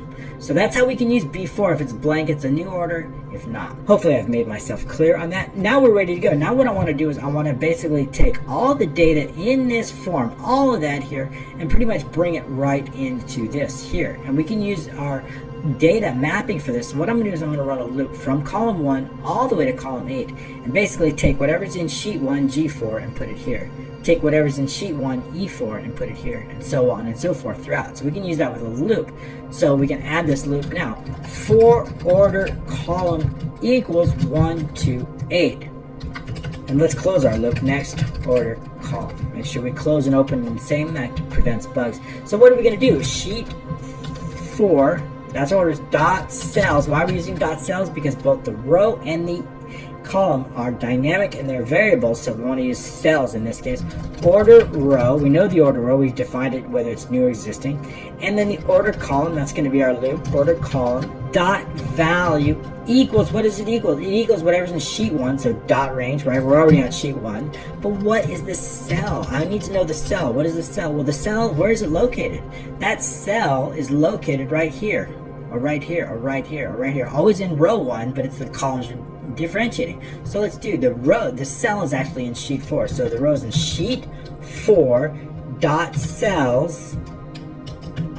Where is it? It's in row 1, and then it's in the column, order column. That's what we're going to find that cell, so we know, right? And that's data mapping. That's all we need to do. So we just need to add in dot value here, and we have it. So bring in order details to order list. Now it's going to bring it all in just with the 3 lines of code. So we've taken 8 lines of code and dropped it down to 4 lines of code. If you have a large database, you're going to take 20 or 30 lines of code and bring it down to 3 lines of code just with a simple data mapping, just by mapping it out. All right, so now that we have that, what we want to do is I want to add the update. So we've already taken care of it. We've just, with the code, we just added all the information here and we brought it in. So what else do I want to do? Now what I want to do is I want to take all the information here and I want to bring it into our order items list. But what's important is I need to know whether it's an existing item. Like since we're using this button to both save and update, I need to know if these items are existing, if they've already been added on this order. And to do that, what I'm going to do is I'm going to store the row number in column K. What is that row number? If we look in the order items, I'm going to store row 3, row 4, row 5. I'm going to put that, if it's existing, if it's saved already, I'm going to put that in here. So we can use that. If K is blank, right? If K is blank, that means this item has not been added here, so we should add it. But if it's existing, use this row. So use the row that's here or use a new row. So we can just use an if-then statement to determine. So first we're going to write some notes. Add items to item list. It's called order item list. So we know that's been previously saved. So though, first of all, I need to know the last item row. We're going to loop through all the items. I'm going to loop through all the items. So I need to know the last row. In this case, it's 18, but we're going to start out with D26. So let's do that. So last item row equals dot range D26, and then dot end XLF, dot end XLF, XLF. It's going to get us the last dot row. That's going to get us the last item row, because we need to loop through those items starting in row 13 and going all the way to the last item row. Starting in row 13 and going all the way to last, in this case, it's 18. So let's do that. Let's continue on, and now what we have here is the last. Let's bring this back up. All right, so let's continue on. So now we're ready for our loop. For the item row, we've already defined it up, equals 13 to last item row. And then close our loop, next item row. What do we want to do in this? The first thing I want to check. I want to run a check, is it existing or is it new? We can do that with this one. So the first thing, but before I do that, I actually want to update the status. Remember, if we want to check the status, I want to update the status. I need to know if it's rented or available. That's very important. So if if this contains a value, if E10 contains a value, that means that everything in here is available. It's been returned. It's all been returned. So I want to make sure it shows available. But what if this is empty? If E10 is empty, that means it's still rented, right? So I want to make sure we update that. So let's do that now. So we can do that with this. If .range E10 .value does not equal empty, then what? Then what I want to do is I want to update everything. Sheet 2, back on sheet 2, .range C in the equipment row, and the equipment row .value equals available. Okay, so let me just show you what we're doing on that.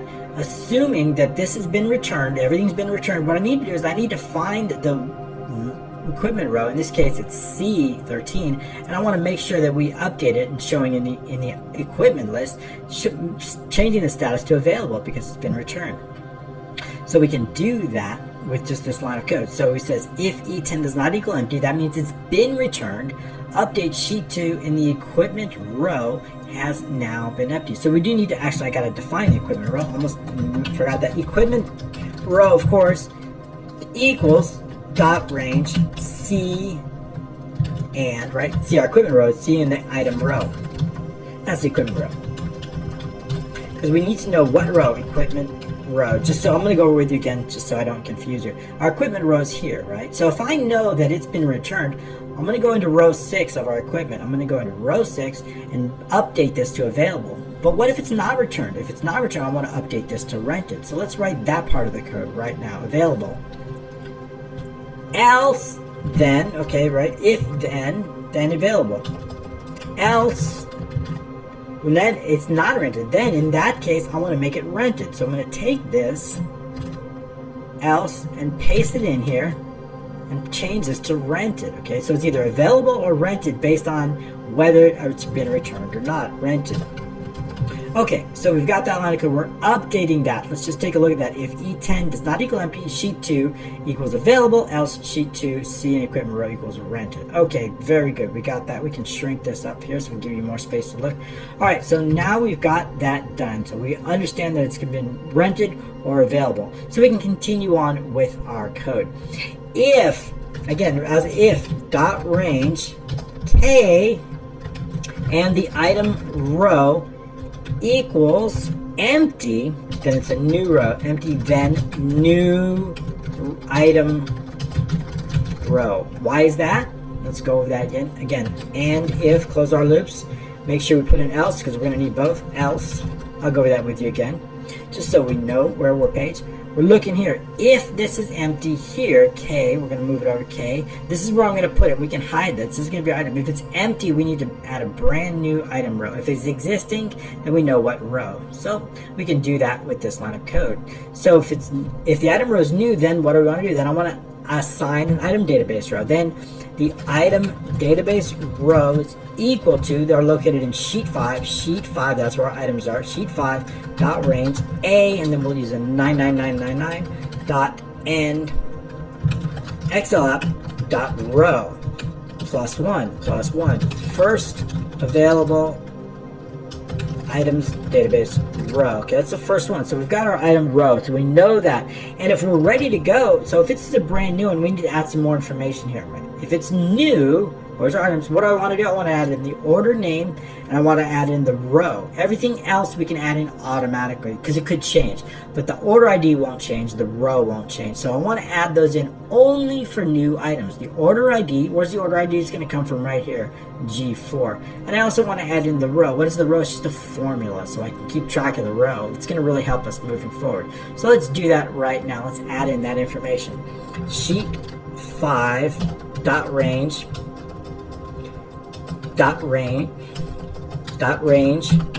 A and the item database row dot value equals, what's it going to equal? It's going to equal G4, which is the order ID.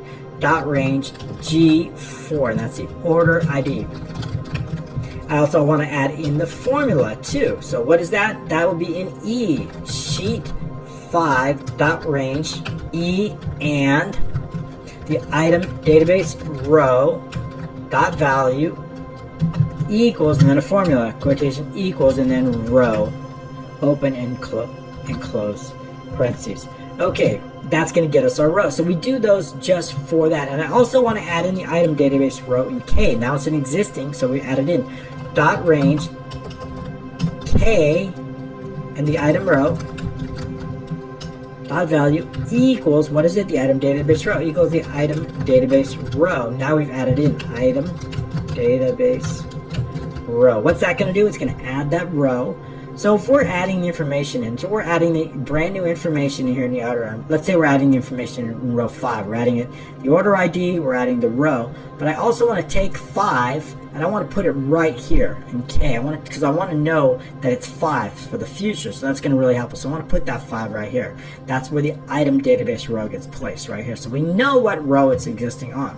Okay, now we can continue on. Let's fix this K and the item and okay.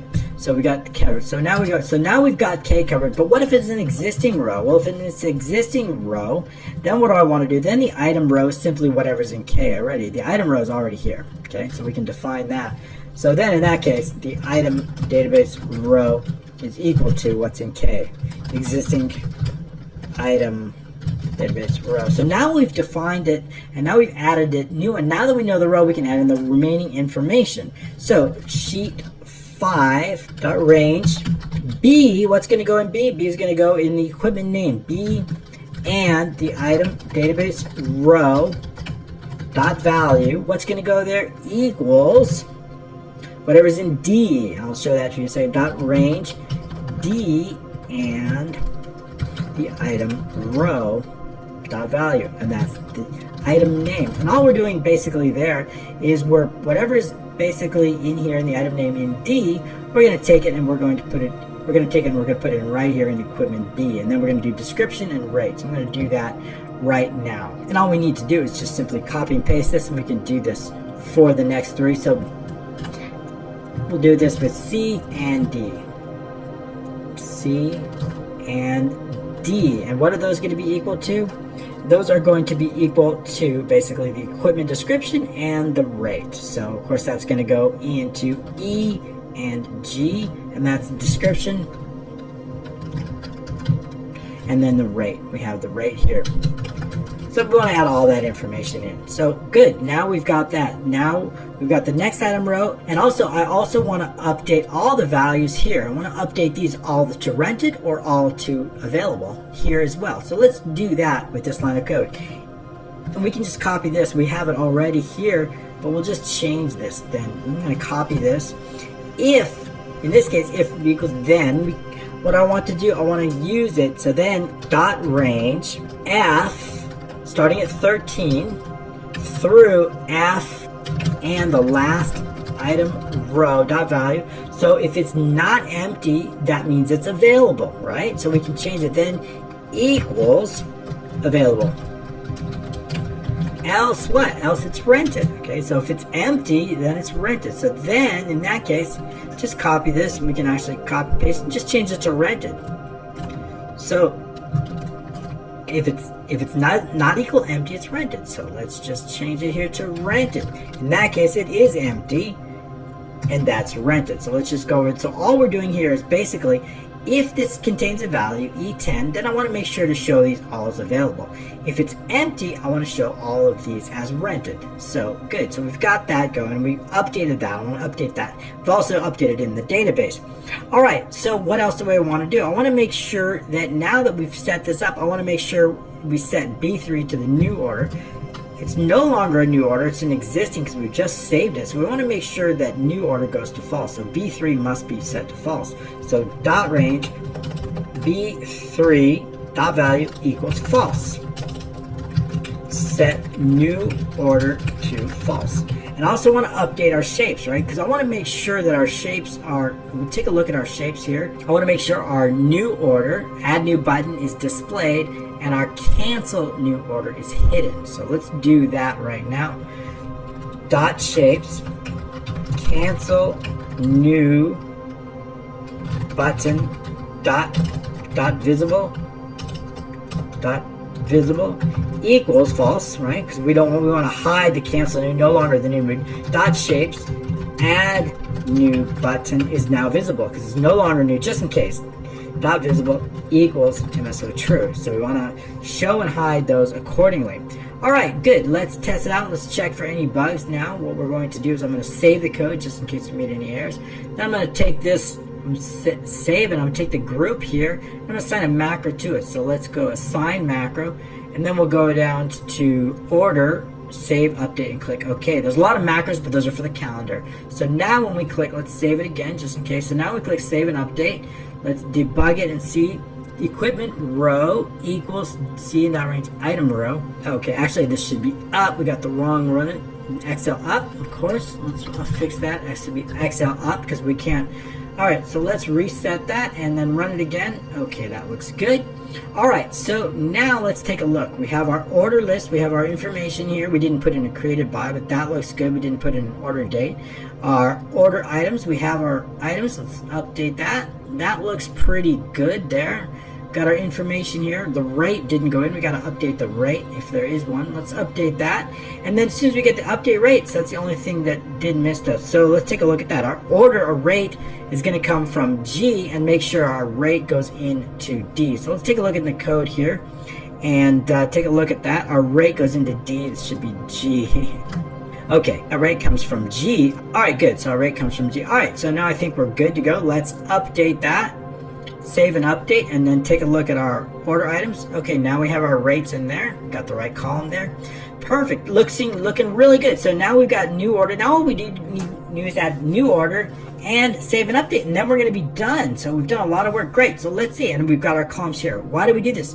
Now we have our, so now what if we want to add a new item? So now if I add a new item like excavator and I save and update, notice this one doesn't have a row. Let's left justify that so you can see that. Notice there's no row on that. That's going to tell Excel to add it to a brand new row. So notice it's going to add it to row 9 here. So as soon as we save and update that, 9's going to get placed here. When we go into orders, now it's here, 9. Now we know order.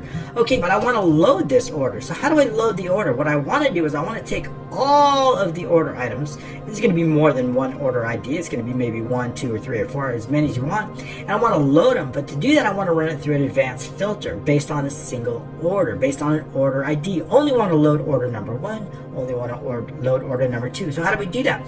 Well, we use an advanced filter. So I'm going to take all this data. I'm going to run it through a filter based on some criteria, based on the order number. And then I'm going to put the results right here. And then what I want to do is I want to take all the results. It would be just one order, like order number 1 or whatever. So we need a criteria, and that criteria is going to be here. But how do we know what order? So I'm going to do equals whatever we enter right here equals G4. So that means whatever order we're looking for is only those. In fact, we only have one order right now, but if we were to create a new order, which we haven't written the macro yet, it would allow us to create a new work order.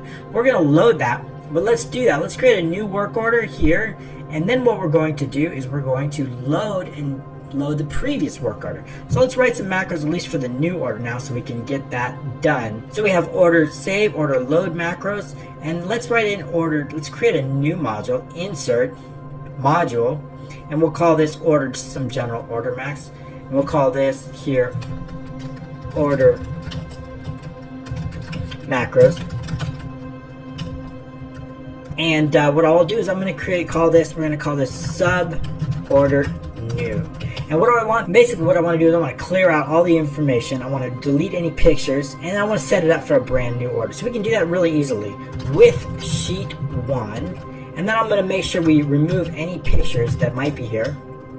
And then I'm going to remove any pictures. So on air resume next, and then on air go to 0. I'm going to wrap that. I'm going to delete the picture, basically what we did before. So what we can do is then dot shapes, equipment picture, dot delete. I don't want to delete any pictures when we're creating a new work order.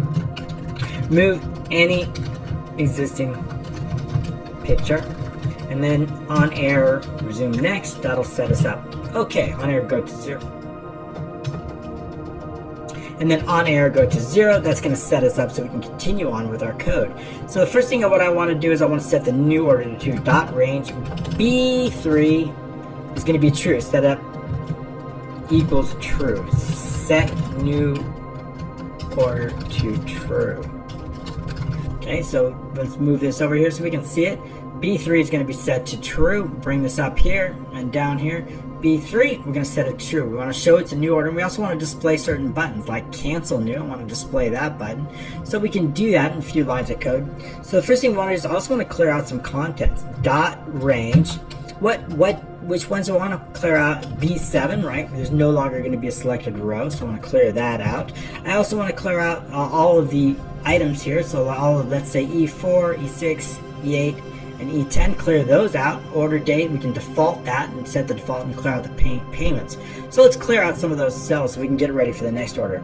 E4, E6, E8, and E10. Clearing all those out. I also want to make sure that G8, which is the payments, G8, and also want to make sure I6, clearing all of those out. I6, making sure that we clear out the payments, of course, and then the G6 is the order date. Okay, but let's set in some defaults and get it ready for the new order. Dot clear contents, clear fields. Okay, that's at least the fields above. So I want to set the next order ID. We know the next order is going to be here based on that. So we're going to take whatever value is here. I'm going to put it into G4. So we can do that just with this line of code. Dot range G4 dot value equals dot range B5. That's going to set us up for the next order, B5. Next order ID. Okay. Next up, what do we have? Now that we have the next order ID, we're going to get ready. We want to add a current. Let's add in the current date. Dot range G6 dot value equals now. What is that going to do? I want to put the current date and possibly current time right here into G6, getting that ready for the next order. So now we have that. What else do I want to do? I want to clear out the table. Remember, I have some formulas here, so we need to be very careful. I don't want to clear that's a formula. I just want to clear out these, the daily rate, basically the item name, all the way from D13 all the way through G26, and not these, not H and I, because those are formulas. And I want to clear out also on K. So let's do that in the following lines of code. Dot range D13 through G26, and also K, right? K13 through K26. Clearing those out because those keep track of our rows. So we want to clear those out. Dot clear contents. Clear table. But not formulas. Okay, we want to make sure we don't clear out those formulas. All right, next up, we just set the buttons ready, right? Dot shapes. We have an dot shapes. We have an add new button. New button. I want to display that. Dot visible, and I want to hide that. Dot visible equals MSO false. I want to hide that hide. And then dot shapes cancel new. I want to make sure that button's visible. Cancel new button dot visible equals MSO true. That one's show cancel. Okay, so we're going to show the cancel button and hide the add new button because they just add. And next up, let's get ready. Dot range E4. That's the customer. Dot select. And that's going to select customer field. Okay, so now we're going to select customer field. All right, let's save our code and let's assign this macro. We can always copy this macro. And then what we're going to do is assign that, take the add new button, click assign macro, and paste in that code. Click OK. Now order new. Perfect. Looks good. We got the new one. We got the current date. Payments are cleared out. Make sure our formulas didn't get messed up. They're in there. Our formulas are here. Good. All right. Now, so what I want to do now, we're ready for a new order. Let's just add a new order in so we can add, so we have more than one order.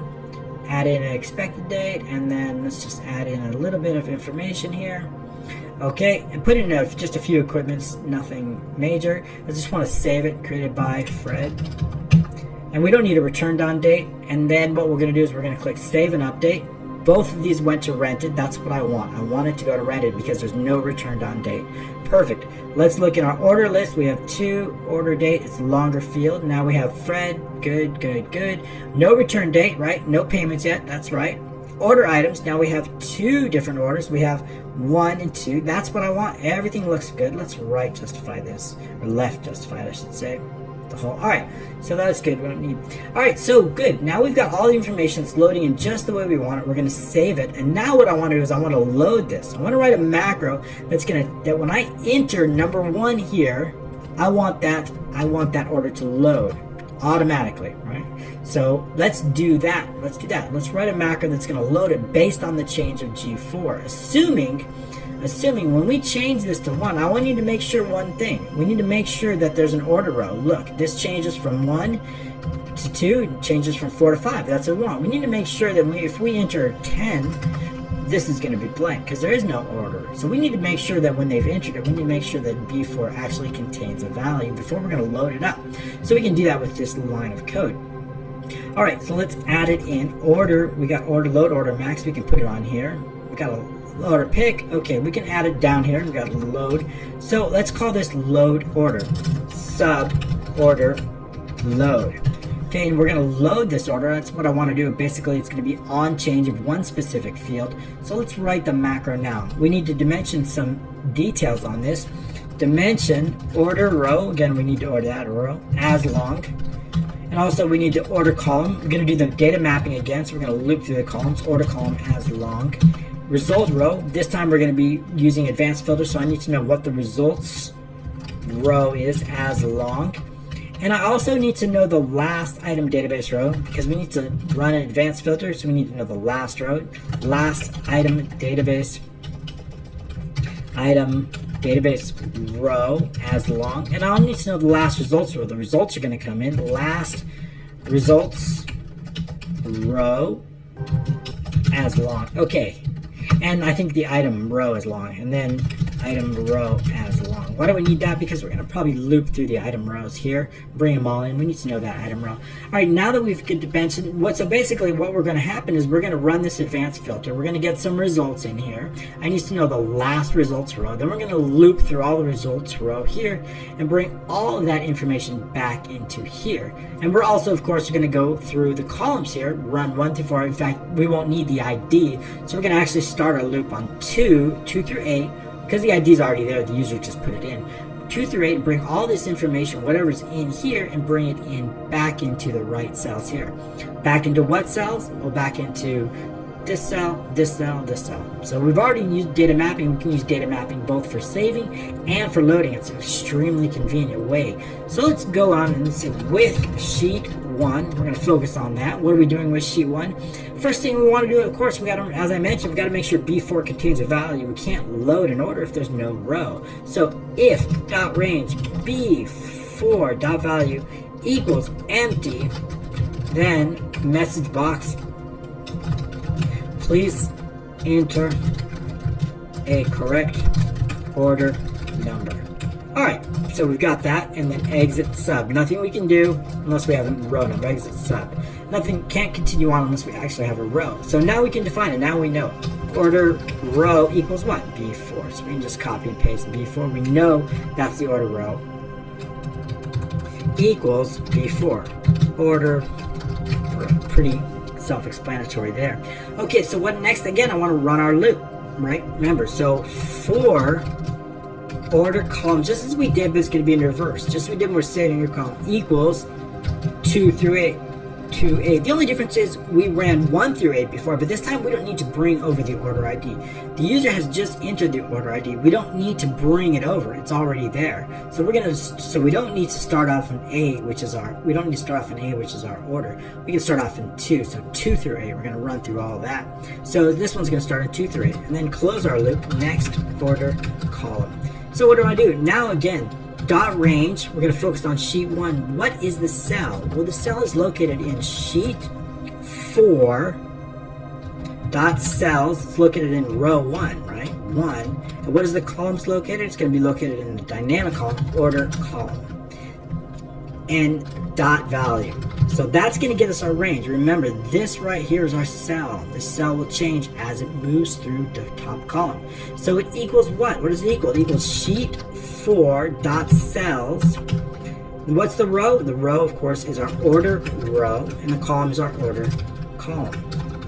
Dot value. That's it. That's all we have to do to bring in all the data, at least for the top part, and the rest of the code we can write according to for the items. So that's it. It's really easy. Now let's write a note, add in order items. We can make this a little bit bigger so we can see, although we're not doing too much code, but bring it up. Okay, so now we're ready to add in the order items. So how do we do that? Well, again, we have our criteria. We do need the last row. Why do I need the last row? I want to run an advanced filter here. I want to determine the last row, run an advanced filter based on this criteria or based on order ID 1. That means I only want to return values where we have a 1 in the order ID. That's the only one I want to return. And I want those results, only items with order ID 1 to result to come here. And we can use that with advanced filter. But the first thing we need to do is determine the last row into a variable. So we can do that with this line of code. The last item database row equals sheet 5, that's item row, dot range, A 99, just use 99 dot end XLF dot row. It's gonna get our last row. I also want to we're gonna be looping through the items. I also want to define our first item row, order sheet here. I want to define our order row 13 because we're gonna go through all of them. I want to define our item row here and make sure that's set to 13 because we're going to be increasing it as we move through it. So the starting one's going to be 13. So let's set that also up. So our item row is equal to 13. And that's our first item row. Okay, now that we have those set, we're ready to run our advanced filter. Sheet 5 is where we're going to run our advanced filter. Dot range, and what's it going to continue? It's going to contain, of course, our first header row, and that's going to be A2, including our headers, all the way through E and the last item database row. E and the last item database row. Dot advanced filter. I want to run an advanced filter, and it's going to copy. I want to copy the results to another location, but I want to set a criteria. Criteria range is going to equal, again, sheet 5 dot range, and what is it going to equal? Let's take a quick look at that so we know. Order items, it's going to be including the header G2 through G3, and the results are going to go I2 all the way to M2. So let's write that. G2 through G3. Okay, next up, I also want the copy to range. Copy to range. And what is the range that we're copying to? Equals, going to copy again, sheet 5, the same thing what I just mentioned, I2 through M2. Range I2 through M2. Okay, great. Dot, and then unique, and we'll just go with equals false. Alright, that's all I got. Let's just put that into 2 so you can see that here. I'm going to put it on 2 words. Alright, just take a quick look at that so we know we're at the sheet 5, A2 through E in the last item row. This is our main data. We're going to run an advanced filter. We're going to copy that, and we're going to be using criteria range equal to sheet 5, G2 through G3. We're going to copy that to sheet 5, I2 through M2, and unique equals false. Good. Alright, now we run our advanced filter. What I need to do is figure out what the last row is. So the last results row, we've defined the last result row equals to sheet 5 dot range I, we'll use I because we know there's data in there, I, and then 99999, that's fine, dot end XLF dot row. This is the last results row. We also need to run a check. That's misspelled. Okay, last result row. If the last result row is less than 3, then go to no data. Or we could just exit this up. Let's go to no data. I like that better. No data, because we don't want to exit this up because there's a few more things that I want to do when we're loading it. Like I want to make sure, let's go to no data. Okay, and then what we'll do is we'll add some more code in below here, like making sure the buttons are appearing right. Alright, so continuing on. Now that we know that we have data, what do I mean by last results row? If they're less than 3, if the last is less than 3, that means we have no data. There's nothing to bring over. So we want to check that just in case. Next up, we're ready to bring all this information over and bring it into our order. And we can do that with just a few lines of code right here. for the results row equals 3, starting at 3, to the last result row. Next result row. All right, good. So now we've got that. So now we're getting external ellipse. Now we're going to bring it in. So I'm going to bring in each line of code. Dot range, D, and the item row dot value equals, what's it going to equal? Sheet 5 dot range, J, and the results row dot value. And that's the equipment name. Equipment name. So I'm bringing the name, the description, and the rate. So we're going to copy that.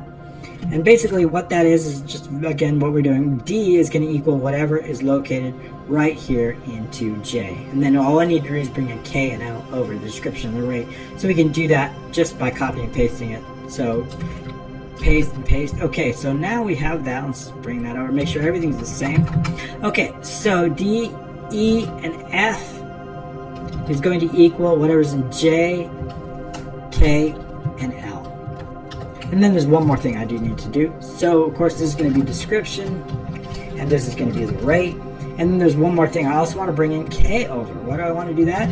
K is very important because K is going to tell us what row is in. So we know that it's an existing in case we need to make an update.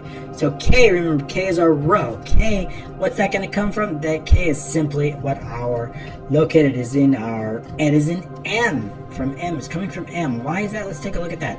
M is our row, so I want to bring in that and bring it over and put it right into K. Put it in right here. That's very important. All right, so we can do that with this. So just change this to M, and then it's going to be our item row. All right, now that we've done everything, we're ready to go. We've updated that. So what I do is I want to increase the item row. Remember, we set this item row at 13, so we need to increase this by 1. Item row equals item row plus 1. So we're going to increase that row. And next up, we're ready to do that. Okay, good. Now that we have that, if I also want to update our rented and available again too. What do I mean by that? I want to update these rented and available just to make sure to reset these based on this again, just in case, so we know that it's automatically set. So we can do that on load again. So we can do that if dot range, again, E10, E10 dot value equals blank, right? Equals empty.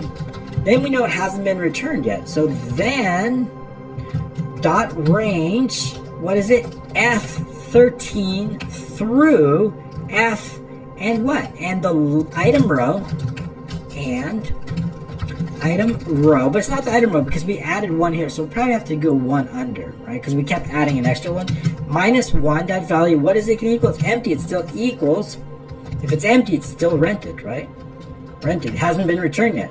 Rented. Else what? Else, and if otherwise, it's available. Otherwise, let's just copy this, paste it in here, equals available. Right? If E10 means it has a value in it right here, returned on, if it has a value, that means it's going to be rented. It's available. It's now available because it's been returned. So we can just basically change the status automatically to that. So that's really important. We want to do that. All right. So next up, I just want to make sure that we're going to set the new order to false. It's no longer a new order because we're loaded in dot range. B3, we're almost done today. I know it's a long one. B3 dot value equals false. Set new order to false. What do I want to do? Now the shapes, we can copy those from up there. We saved and update. Same thing, these shapes here. It's now an existing order, so we can do that. Just paste them right in here. So cancel new button, right, is going to be false. Add new button is going to be true. Great. Now let's save our code. And now what I want to do is I want to run this code on G4. Change of G4. So let's do that. Let's add in some additional code, but first we're going to copy our load. When do we want this to happen? We want this to happen when G4 makes a change. So let's take a look at that. Up in the order sheet, and that's going to be worksheet change. If not, intersection G4 is nothing, then order to load the order. G4. So now when we change G4, the order is going to load. So let's type that in. So now let's double click that into that. The result row should be results. I think it's results. Add an S onto that, or just change it up here. Just change it. Let's just change it right there. Okay, let's take a look at that. And if else, if, oh, just enter this. Okay, now we're good. We got it kind of. All right, that's got to have a new line. Let's continue on with the code. One more bug. Lots of bugs today. Last results row. I always get the variable index. A. Forgot the A there. Alright, we look good. Now we've loaded it in. Alright, this is not quite available. We got to get that row right. Alright, I think what we really want to do is we want to actually clear the table before I load it. So when I load it now, it should be right. Okay. Alright, let's update this. JK, this should be L. Okay, let's run it again. Take a look at that. Alright, this should be G. Let's take a look at that. Now we can update that. Update the status. Alright, that looks pretty good. Two more things. We got to make sure that we're adding too many variables. Alright, let's take a look at that into the code. And let's see, the last results row. That's not right. That should be I, right? Our last results row, right? If our results are coming in here, I want to know the last results row. It should be here, right? I, not A. A is for our last data row, right? We want to know the last data row. That's important, but that's only for our last database row. So let's take a look at that now. Let's load that in. Alright, and then we'll just type that in. Clear this out. Let's delete that for now, and then load that in. Okay, that looks right. Now everything is right. We click a new order. Good. Please correct. Okay, so new order. We need to make sure that we have one little thing we want to add in. When we're adding in our sheet, before we load our order, I want to make sure one thing. If not, I don't want to load an order and range. I want to make sure that we actually have a B4 dot value does not equal empty, right? Then, so let's make sure, right? Before we need a and, so that we want to do and, so there's two conditions. We want to make sure that B4, we can't, if we put in a row number here, we want to make sure that B4 actually has a row even before we load it. So when we load it, we want to make sure it loads properly. And we select picture, perfect, looks good. All right, two more macros to write, and then we're gonna be done. Delete order, very good, and save cancel new order. All I wanna do is cancel new. So let's write those two macros, and then we are done. All right, awesome. Order macros, let's just write one more. Sub, order, cancel, and then order delete. Thanks for sticking with me on this super long training. Order, delete. Some of them we'll get back to now, but when you guys want me to create these from scratch, they tend to be a lot longer. But the views tell me you want to create it from scratch, so I will do just as you ask, because I know you love these, so I want to make sure to give you always what you like. Okay, so cancel new. Let's add this one.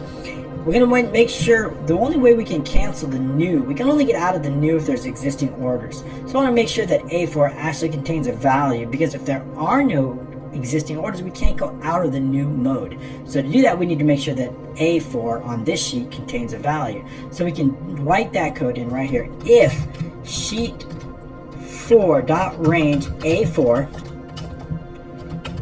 dot value does not equal empty, then we can do a few things. What do I want to do? Well, the first thing I want to do is sheet 1 dot range B3, that's our order, B3 dot value equals false. We're going to set the equals false. We want to set the new order to false. Set new order to false. And then the next thing I want to do is I want to load in that sheet 1 dot range. Again, that's G4 is where our orders look. G4 dot value equals what's going to equal that A4 value, which is the order ID, the first order ID. So we're just going to copy that and put that right in here. Control C and paste that right in here. That's the order ID. Order ID. And that's all we really have to do. It's going to load automatically. So that's on the cancel. And what about delete? Well, the first thing I want to do delete, I want to make sure the user wants to do it. So we need to order row first. Order row as long. And next up, I want to say if message, give the user a warning. Message box. Are you sure you want to delete this order? And then VB yes, no. That's an option here. VB yes or no. And then delete title, delete. Let's bring this up so you can see it a little bit more on top of the screen. Delete order. Just call it, that's the title of the message box, order. And then good. Equals VB no, then exit sub. If they say no, just exit sub, nothing more to do. Assuming they said yes, then we want to make sure that there is actually a row to order, so we can set if sheet 1.range b4, that's our order row, b4 dot value equals empty, then exit sub. There's no row to delete. There's nothing we can do. We can go. Assuming that there is a row, then we can say the order row is equal to, again, let's put that into sheet 1 b4 value here, equals b4 value. Alright, that's the order row. Now we're ready to delete it. Sheet 4 is where our orders are. Dot range, order row, and quotation, colon, quotation, and order row dot entire row dot delete. That's going to delete the entire row. Delete entire row. I also want to clear out the existing order, and the best way to do that is just to simply run the macro order new. Order new is going to run the new macro. That's going to. Okay, good. Let's save that and see what we've done here. Now let's assign those macros. Assign a macro here, and we'll call it order delete here, which is located right here. And then I'll also want to assign this one. Assign macro order cancel right there. Okay, good. So let's try the cancel new. Perfect. That brings up, that works just good. And let's load order number 2, and let's click delete the order. Are you sure you want to delete this order? Yes. Perfect. Now let's go to the order list. Order 2 is gone here. Now theoretically you should also delete these items too. We don't have kind of time, but theoretically you should probably delete those too. Run the advanced filter, determine what rows they are on, loop through these, and then delete each row. That's the proper way to do that, but we got a lot of time. We're already, what are we, 2 hours nearly on this video, so I think we're good. Okay, so great, we've gotten a lot to cover. We've added new orders simply using the amazing pop-up calendar, and I've shown you how to quickly create new rental orders and also add equipment listing those items, listing those pictures, and showing how we can select on different pictures. And we also have added a lot of new features onto this. We also show you how to add payments and save those payments, how to update the order based on the return date, update the status. Clicking save and update is going to update those. We can also add new items simply by adding them and clicking save and update using the same macro for both save and new. Of course, when we're in a new order, we can clear it out, canceling the new order, and deleting orders. We've covered a lot in this amazing equipment rental. Thanks for sticking with me. Those of you who have stuck with me for nearly 2 hours on this great training, I hope you appreciate these. Don't forget to subscribe, and we'll see you next week. Thanks so much.